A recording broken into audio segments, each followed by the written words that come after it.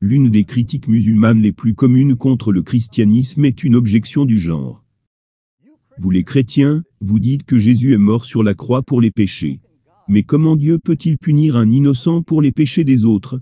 C'est comme si Dieu punissait un bébé pour les péchés d'un meurtrier, puis pardonne le meurtrier. Dans l'islam, chacun paie pour ses propres péchés. Et quand Allah veut pardonner une personne, il n'a pas besoin de punir un innocent à la place. Il pardonne simplement. La vision chrétienne est donc déloyale et injuste. Tandis que la vision musulmane est loyale et juste. Cela vous semble-t-il familier? Si tu es chrétien, ayant des amis musulmans, je suis sûr que tu as souvent entendu cela, à de nombreuses reprises. Tu es musulman, je suis sûr que tu as dit ou pensé ainsi. Quand j'entends cette objection, je suis tenté de la réfuter, en citant ce que la Bible dit, à propos de la mort de Jésus pour les péchés. Et ensuite citer que le Coran dit que la Bible est la parole inspirée, d'autorité incorruptible de Dieu. Laissant les musulmans avec le choix, soit d'accepter ce que dit la Bible concernant la mort de Jésus, ou soit de rejeter ce que dit le Coran sur la Bible. Dans les deux cas, ce serait de l'apostasie selon l'islam. Dans cette vidéo, nous allons regarder cette objection, car je voudrais que les chrétiens comprennent qu'ils ne doivent avoir aucune peur des objections musulmanes. Ces objections sont en fait des opportunités. Ne pense pas, oh non, mes amis musulmans disent que c'est injuste que Dieu punisse Jésus pour les péchés des autres. Mais pense plutôt, j'ai hâte que mes amis musulmans disent que c'est injuste que Dieu punisse Jésus pour les péchés des autres, car cela aboutira à une merveilleuse conversation. Il y a des réponses dévastatrices aux objections les plus communes des musulmans. Et je suis convaincu que si les chrétiens prenaient juste le temps de les apprendre, cela changerait beaucoup de choses. Pour vous prouver cela, je vais utiliser cette objection populaire des musulmans pour montrer 1. Que le Coran se contredit lui-même. 2. Que Mohammed est un faux prophète. Et 3. Que Jésus est le seul espoir pour les pécheurs, selon à la fois le christianisme et l'islam. Si tu es musulman, et que tu me regardes, et que tu te dis en toi-même, ce n'est pas possible qu'il fasse tout ça dans cette courte vidéo. Eh bien, garde cette pensée, jusqu'à ce que je finisse, et tu me diras dans la section des commentaires, si je n'ai pas fait tout ce que j'ai dit que je ferais. Donc pourquoi les musulmans disent que l'islam enseigne que personne ne payera pour les péchés des autres? Eh bien, ça c'est le musulman de base. Il a simplement entendu cela, venant de ses amis, sa famille, ou son imam. Mais, si tu arrives à trouver un musulman qui réellement sait ce que le Coran dit, il te dira qu'il y a en fait plusieurs versets. Lisons Coran chapitre 6 verset 164. Dis, chercherai-je un autre Seigneur qu'Allah, alors qu'il est le Seigneur de toutes choses? Chacun n'acquiert le mal qu'à son détriment. Personne ne portera le fardeau, responsabilité, d'autrui. Aucun porteur de fardeau ne portera le fardeau d'un autre. Le fardeau ici se réfère au poids des péchés que porte une personne. Les sourates 17 verset 15, sourate 35 verset 18, sourate 39 verset 7, sourate 53 verset 38 disent la même chose. Ainsi les musulmans disent, dans l'islam personne ne portera le fardeau d'autrui. Chacun payera pour ses propres péchés. L'islam promeut la justice et l'équité, contrairement au christianisme où Jésus est mort sur la croix pour les péchés des autres. Malheureusement pour nos amis musulmans, il y a quelques problèmes.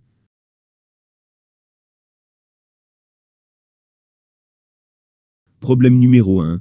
Le Coran se contredit lui-même sur ce point, parce que d'autres versets disent que certaines personnes porteront le fardeau des autres. Par exemple, la sourate 16 versets 22 à 25. Allah dit que les faux prophètes porteront leur fardeau, ainsi que les fardeaux de ceux qu'ils ont égarés. Nous lisons. Votre Dieu est un Dieu unique. Ceux qui ne croient pas en l'au-delà leur cœur ni l'unicité d'Allah, et ils sont remplis d'orgueil. Nul doute qu'Allah sait ce qu'il cache, et ce qu'il divulgue. Et assurément il n'aime pas les orgueilleux. Et lorsqu'on leur dit, qu'est-ce que votre Seigneur a fait descendre? Ils disent, des légendes anciennes, qu'ils portent donc, au jour de la résurrection, tous les fardeaux de leur propre œuvre, ainsi qu'une partie de fardeau de ceux qu'ils égarent, sans le savoir. Allah, parfois change même de parole, d'un verset à l'autre. Dans la sourate 29 verset 12, il dit que les mécréants ne porteront jamais les fautes d'autrui. Puis immédiatement dans les versets suivants, il dit que les mécréants porteront leur propre fardeau, ainsi que les fardeaux d'autrui. Et ceux qui ne croient pas disent à ceux qui croient, suivez notre sentier, et que nous supportions vos fautes. Mais ils ne supporteront rien de leurs fautes. En vérité, ce sont des menteurs. Vous voyez ça, ils ne porteront jamais les fautes des autres. Mais dès que l'on lit le verset suivant, il dit « Et très certainement, ils porteront leur fardeau, et d'autres fardeaux en plus de leur propre fardeau. Et ils seront interrogés, le jour de la résurrection, sur ce qu'ils inventaient. » Donc apparemment, certaines personnes porteront les fardeaux des autres. Ce qui contredit ainsi la propre règle du Coran, qu'aucun porteur de fardeau ne portera le fardeau d'autrui.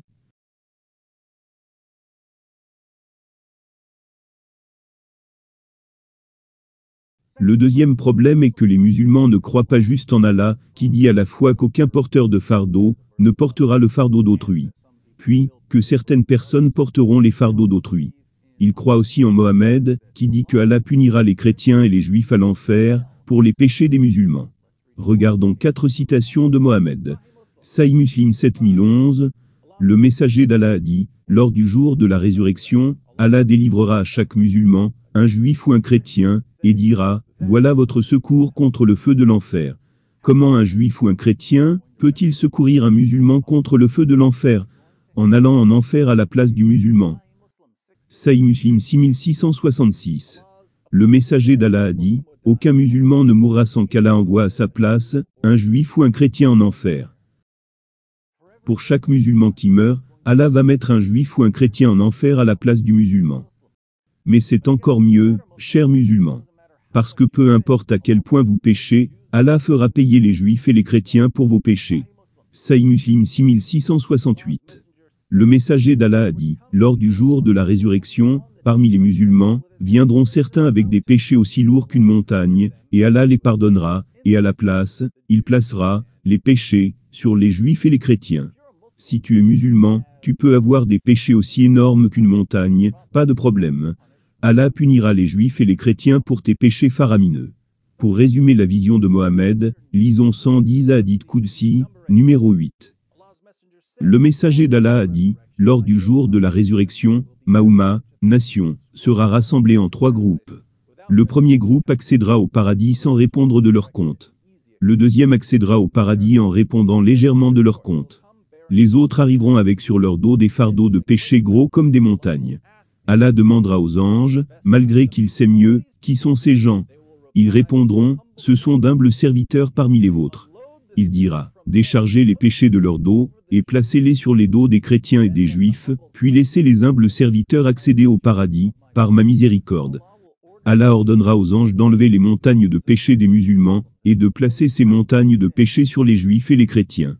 Gardez à l'esprit, la personne qui révèle cela à ses fidèles, est la même personne, qui révéla le verset coranique qui dit, aucun porteur de fardeau, ne portera le fardeau d'autrui.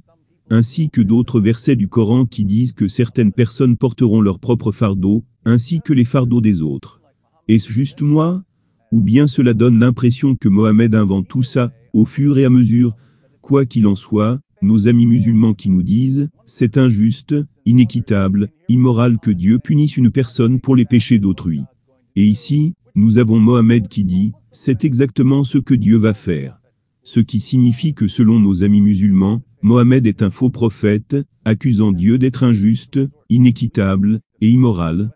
Maintenant, les musulmans occidentaux qui utilisent l'argument, c'est des hadiths faibles, argument qu'ils utilisent pour rejeter les hadiths qui ne s'accordent pas avec leur version lavée blanchie et adoucie de l'islam. Désolé pour vous, les 4 hadiths que j'ai cités sont classifiés, authentiques. Donc si tu veux rejeter plusieurs récits sahih, si tu rejettes tes meilleures sources, j'ai bien peur qu'on ne sache plus rien sur ton prophète.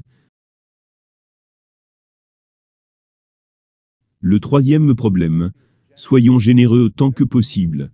Il y a des musulmans qui sélectionnent et choisissent quelle partie du Coran, ainsi que les préceptes de Mohammed auxquels ils ont envie de croire. La partie auquel ils veulent croire ici est, aucun porteur de fardeau ne portera le fardeau des autres. Car c'est la partie qu'ils peuvent utiliser pour condamner le christianisme. Donc prétendons que le Coran ne se contredit pas lui-même sur le fait de porter les fardeaux d'autrui, et prétendons aussi que Mohammed n'a jamais déclaré encore et encore, que Allah allait punir les juifs et chrétiens à l'enfer pour les péchés des musulmans. Regardons juste la partie que les musulmans ont envie de croire. Notez bien ce que le Coran dit réellement. Il n'est pas dit, personne ne portera le fardeau d'un autre. Il est dit, aucun porteur de fardeau ne portera le fardeau d'autrui. En d'autres termes, aucune personne ayant déjà un fardeau de péché. Aucun pécheur, aucun porteur de fardeau ne peut porter le fardeau d'autrui. Pourquoi? Parce que si tu as déjà un fardeau de péché, tu es déjà sous le jugement de Dieu. Tu n'es pas en position de dire à Dieu que tu vas prendre en charge les péchés des autres. Tu as déjà tes propres péchés à gérer. Donc aucune personne ayant déjà un fardeau de péché ne peut porter les fardeaux d'autrui. Excellente théologie. Je suis complètement d'accord. Mais quelle porte ouverte cela laisse-t-elle? Quelqu'un n'ayant aucun fardeau de péché, quelqu'un qui est sans péché, qui volontairement portera le fardeau des péchés des autres. Connais-tu quelqu'un n'ayant aucun fardeau de péché?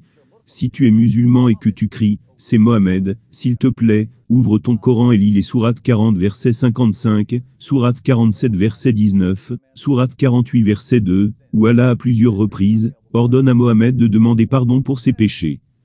Puis, va lire Sahih al-Bukhari 6307, où Mohamed dit, par Allah, je recherche le pardon d'Allah, et je me tourne en repentance vers lui, plus de 70 fois par jour. Donc Mohamed n'est pas sans péché selon l'islam. Mais Jésus l'est. Le Coran 19 verset 19 décrit Jésus comme étant pur. Selon Mohamed, Satan a touché tous les enfants nés sur terre, sauf Jésus. Satan ne pouvait pas toucher Jésus. Sahih al-Bukhari 3286. Le prophète a dit, à chaque fois qu'un humain naît, Satan le touche de chaque côté du corps avec ses deux doigts, sauf Jésus, le fils de Marie, que Satan a essayé de toucher mais il échoua. Alors il toucha la couverture du placenta à la place. N'as-tu pas remarqué que même la version dégradée de Jésus, qu'on trouve dans les sources musulmanes, est mieux que Mohamed? La Bible est d'accord sur le fait que Jésus est unique. Hébreux 4 verset 15, car nous n'avons pas un souverain sacrificateur qui ne puisse compatir à nos faiblesses. Au contraire, il a été tenté comme nous, en toutes choses, sans commettre de péché. 1 Pierre 2 versets 21 à 22. Et c'est à cela que vous avez été appelés, parce que Christ aussi a souffert pour vous, vous laissant un exemple, afin que vous suiviez ses traces, lui qui n'a point commis de péché, et dans la bouche duquel il ne s'est point trouvé de fraude. 1 Jean 3 verset 5, or, vous le savez, Jésus a paru pour ôter les péchés, et il n'y a point en lui de péché. Le message du christianisme est donc ceci, la seule et unique personne qui pouvait porter notre fardeau de péché, l'a porté.